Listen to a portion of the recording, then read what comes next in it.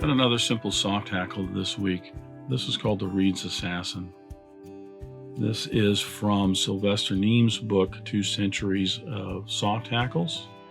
It's rather interesting because this is what is considered a Clyde-style fly. In chapter 31, he references a book called Clyde-style Flies and Their Dressing by a John Reid, Newton Abbott. It's rather interesting. He doesn't have a whole lot of information about this particular fly, but apparently on the Clyde River in Scotland, there were a number of soft hackle patterns that were developed particularly for those waters. So they ended up kind of falling into a category of Clyde-style flies, similar to spay and or D flies, which is when you get into fly tying and into fly fishing, it takes a little while to start understanding that some of these different flies, even though it's a soft hackle fly and it's actually very similar to others like the Bradshaw Fancy that I did last week, it's rather interesting that they have their own little subcategories of where they fit in. I chose it because I thought it was an interesting pattern, a little interesting history to it, similar to the Bradshaw's Fancy, kind of keeping with that theme that a lot of these flies sometimes evolve from each other. It's a fun fly to tie, very quick, very easy, very good trout fly, but I think this would be an excellent panfish fly as well. So that's the Reid's Assassin, and we'll go ahead and get started tying.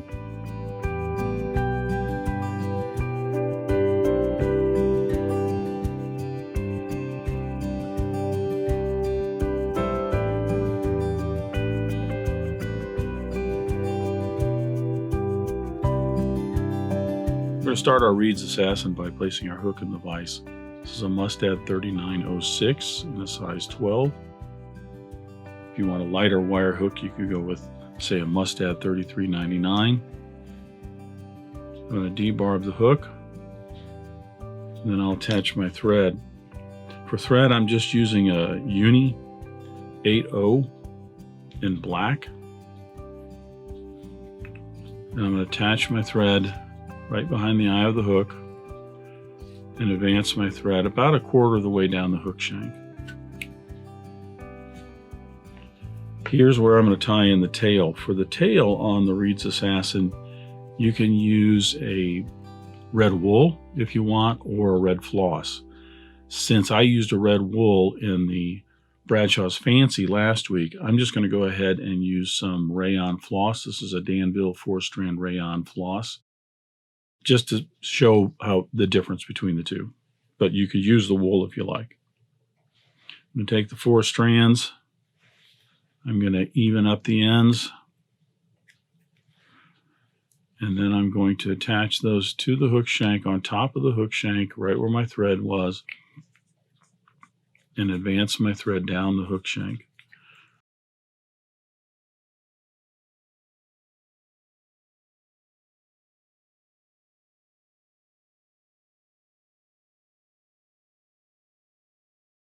Try to keep touching turns on this as you're advancing down the hook shank. It's not critical, but at least you want to try and keep a smooth underbody. With my thread just past the point of the hook, I'm going to trim the tail. I want the tail to be about a shank length long. If you trim that a little bit long, you can always trim off a little bit more.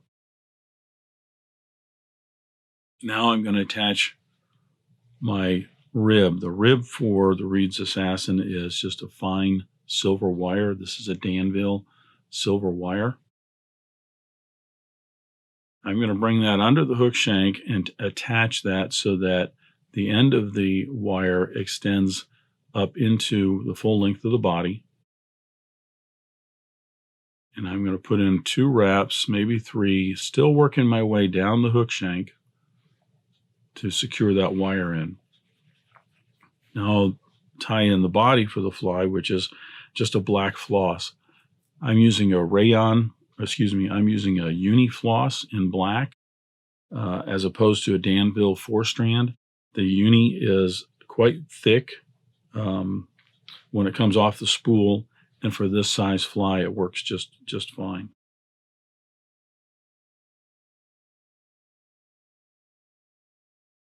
I'm going to attach this on the underside of the hook, extending the full length of the body.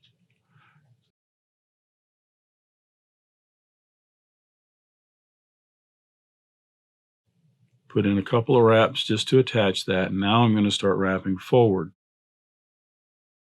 Here I do want to take time to keep nice touching turns. The reason why that the floss and the wire extend the full length of the body is it helps me to provide a nice smooth underbody for the fly. We don't want to have any lumps and bumps in this. We want to keep it nice and smooth.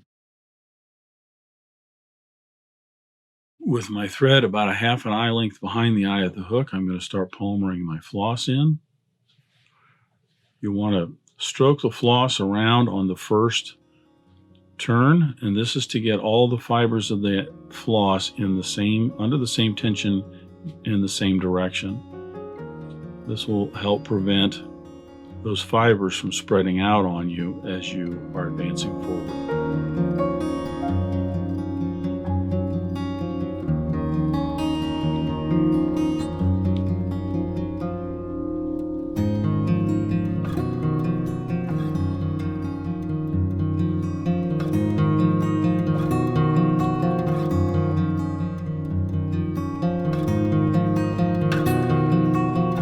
Secure the floss in and trim away the excess.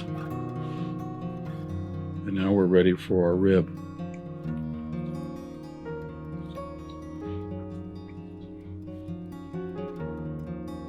When I have a floss tail like this, the first thing I want to do with that rib is I want to bring one wrap all the way around the back end of the body. It's going to help protect that floss a little bit on that tail. And then I'm going to open my wraps up, get in 5 nice evenly spaced wraps. You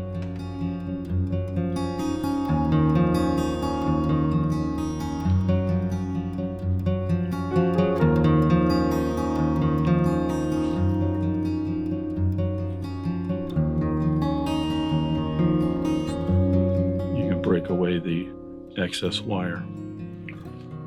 Here I'm going to wrap to the eye of the hook and back a little bit just to smooth that area where the hackle is going to be palmered. We want to have a nice smooth area for our hackle. You can just use a black hen for this. Certainly if you have some other black hackle, say a crow or a starling or something like that, you could use that. I'm just using some black hen for this. Take our feather. I'm about the midway of the feather here. I'm going to stroke these fibers back.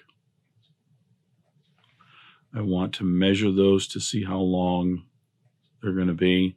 I want those fibers to be just about to the bend of the hook.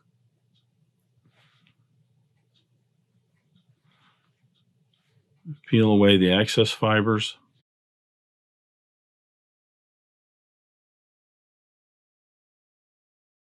And then I'll grab a hold of the tip of that hackle with my hackle pliers, and I'll stroke back the other fibers in a rearward direction. This is going to expose the tip for me. I can use this tip to tie this in. Keep in mind, all the fibers that you keep right here, I should say all the barbs that you keep right here, are what's going to be wrapped around for your collar. So if you don't want a real thick collar, then have less barbs pulled back for the collar. The tip section here, I'm going to trim this so I have just a nice little triangular handle as an anchor to tie this in. Do want to tie that in nice and secure with about a half dozen wraps. My thread should end up right behind the eye of the hook. Then take my hackle pliers,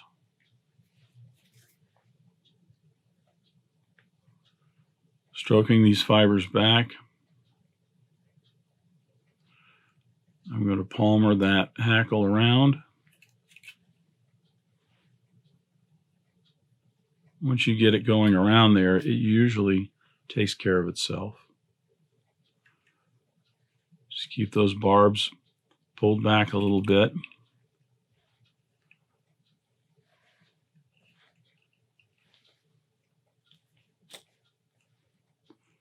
We can fold away the rest of the stem and then make the head of the fly.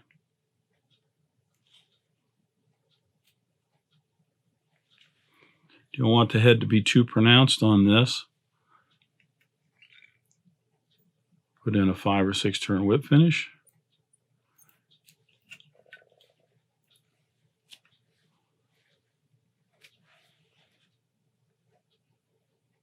The rest of that rakish you can just pop right off. And that is a Reid's Assassin.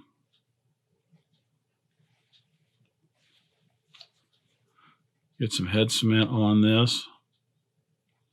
Just put about half a drop on both sides of the head. That will soak down into the thread wraps and the base of that hackle to secure that a little bit better. There is your Reid's Assassin.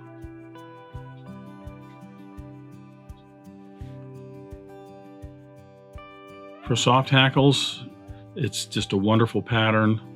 I think because you've got a number of different elements to it with the red tail and the silver rib on this. You've got a lot of contrast to it, a lot of movement. I know as a panfish fly, this would be just fantastic, especially in off-colored water.